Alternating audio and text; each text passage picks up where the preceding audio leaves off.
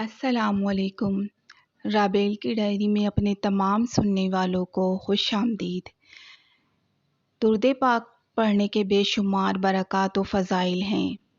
جو دن بھر میں 1000 مرتبہ درود پاک پڑھتا ہے وہ مرے گا نہیں جب تک کہ جنت میں اپنی جگہ نہ دیکھ لے۔ تو آئیے ایک بار پیار سے، محبت سے، خلوص سے، عاجزی سے درود پاک پڑھتے ہیں۔ صلی اللہ تعالی علی محمد صلی اللہ علیہ وآلہ وسلم۔ عزیز ویورز، کہتے ہیں عورت ہی عورت کی دشمن ہوتی ہے، جو کہ اس کہانی کو سننے کے بعد سچ لگنے لگے گا۔ آج کی کہانی ہمیں بسمہ نعمان سنائیں گی، جو کہ لاہور کی رہائشی ہیں۔ تو چلیے بسمہ کی زبانی کہانی سنتے ہیں۔ میرا نام بسمہ نعمان ہے۔ میں نے ایک مڈل کلاس گھرانے میں آنکھ کھولی۔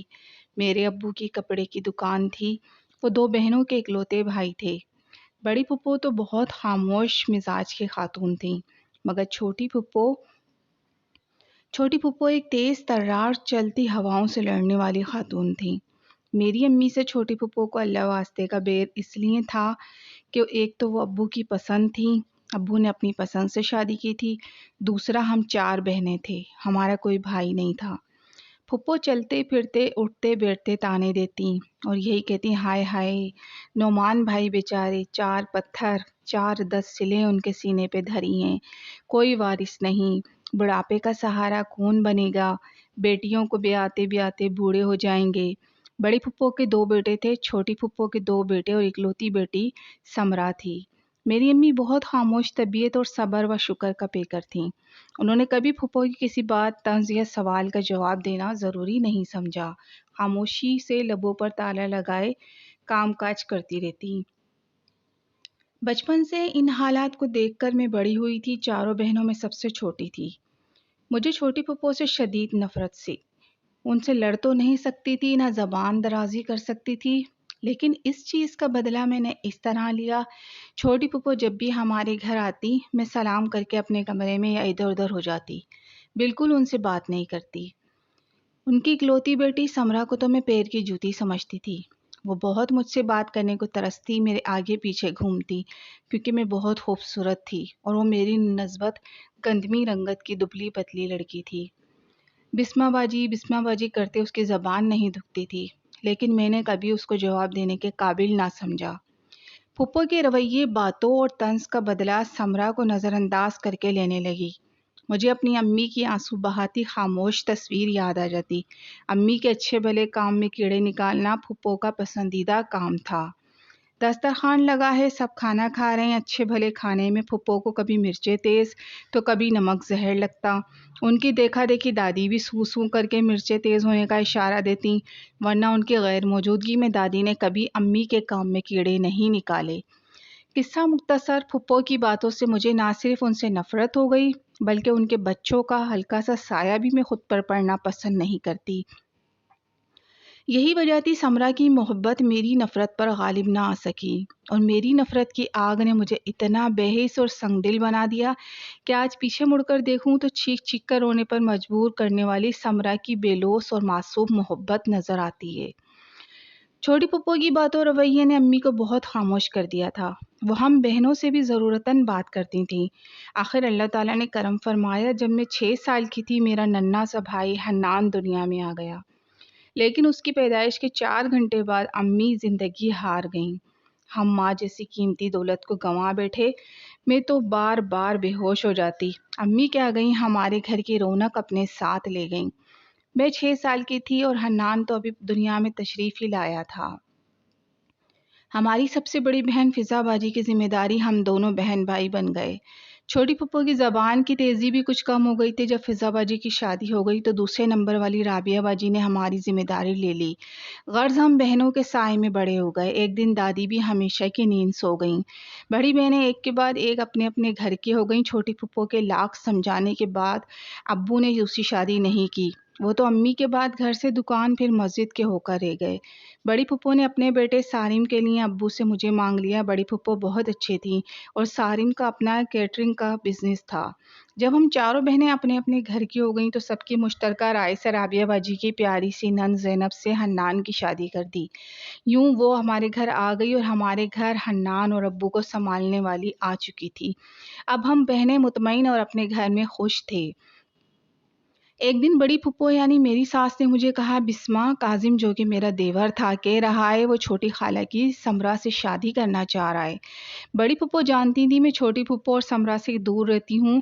امی کے اتنی جلدی جانے کے قاتل بھی میں چھوٹی پھپھو کو سمجھتی تھی۔ یہ میرا خیال تھا۔ خیر کاظم سمرا کو پسند کرنے لگا ہے جو بڑی ہو کر بہت پیاری سی ہو گئی تھی۔ میں سمرا کو پسند نہیں کرتی تھی لیکن وہ میرے دیور کی پسند بن کر جب ہمارے گھر کی بہو بن کر گھر میں آئی، میں چھوٹی پھپھو اور سمرا کو سلام دعا سے زیادہ تعلق رکھنے پر نہیں راضی تھی، لیکن بڑی پھپھو مجھے ہر جگہ ہر مقام پر بڑی بہو کی حیثیت سے آگے رکھتی تھی۔ سمرا کی وجہ سے چھوٹی پھپھو اب اکثر ہمارے گھر میں آنے لگی، جنہیں دیکھ کر میرا موڈ آف رہنے لگا۔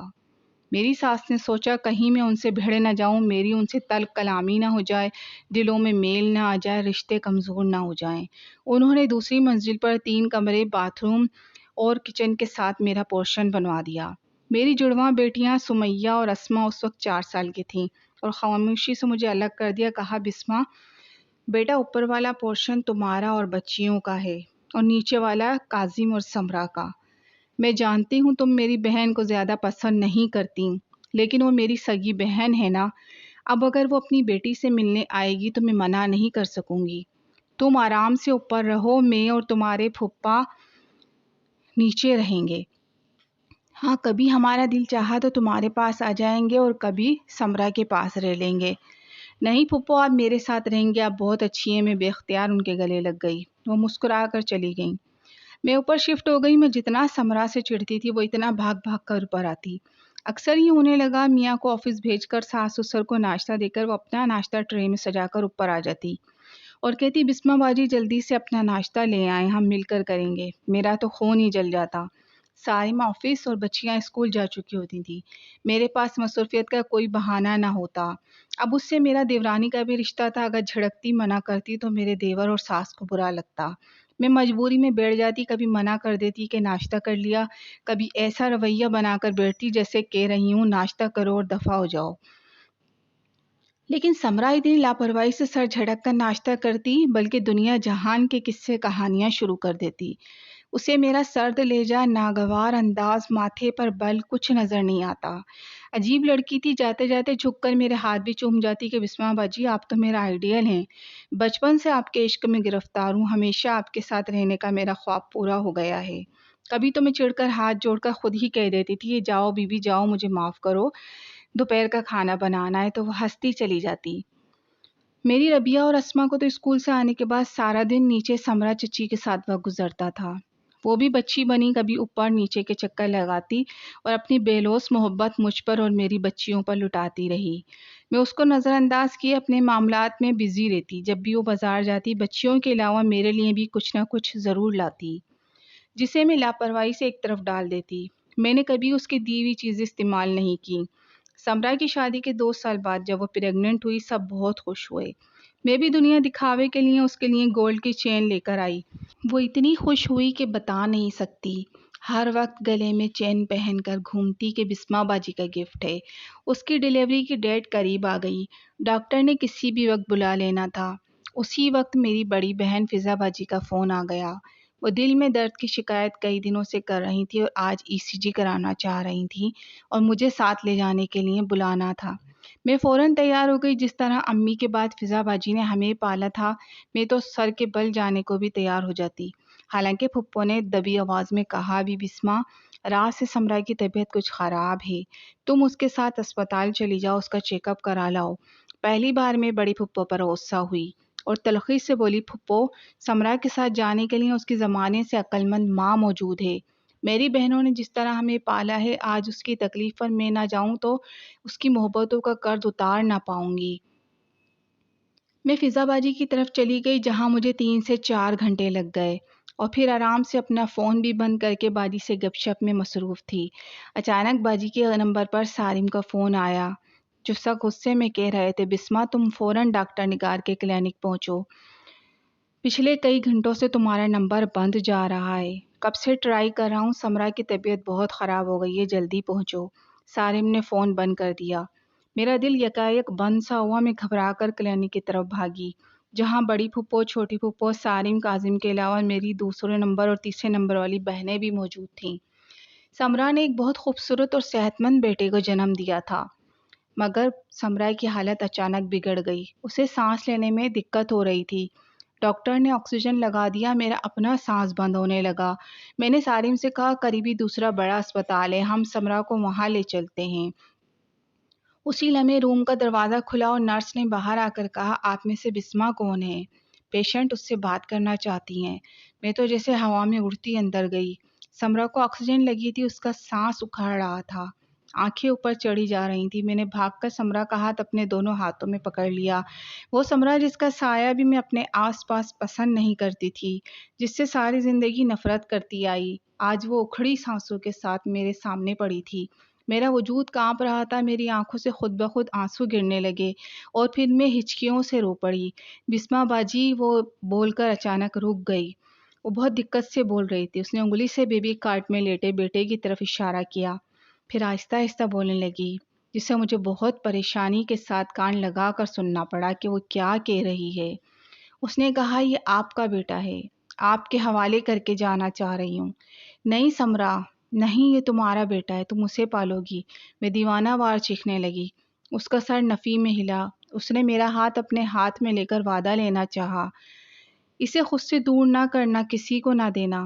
میرا سر خود بخود ہل گیا، الفاظ منہ سے نکلنے گئے، جی سمرا، یہ میرا بیٹا ہے، تم میری بہن ہو، میری چھوٹی بہن، میں تمہیں کہیں نہیں جانے دوں گی۔ میں دیوانہ وار اس کا ہاتھ چوم رہی تھی، اس کی آنکھوں سے آنسو بے نکلے، ایسی نظروں سے مجھے دیکھا جیسے کہہ رہی ہو، اب یہ الفاظ کہہ رہی ہیں جب میں جا رہی ہوں۔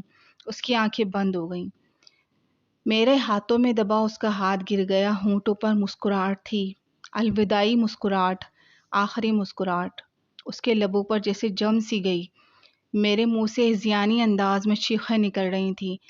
سارے گھر والے کمرے میں آ گئے اور جب کسی نے اس کا بیٹا میری آغوش میں ڈالا تو میں دنگ رہ گئی۔ میرے جیسا رنگ، روپ، نقشہ اور میرے ہی جیسی ڈارک گرے آنکھوں والا بچہ کہیں سے بھی سمرا کا نہیں لگ رہا تھا۔ ایسا لگ رہا تھا اس نے میری کوکھ سے جنم لیا ہے، بالکل میرے جیسا، میرا دوسرا روپ۔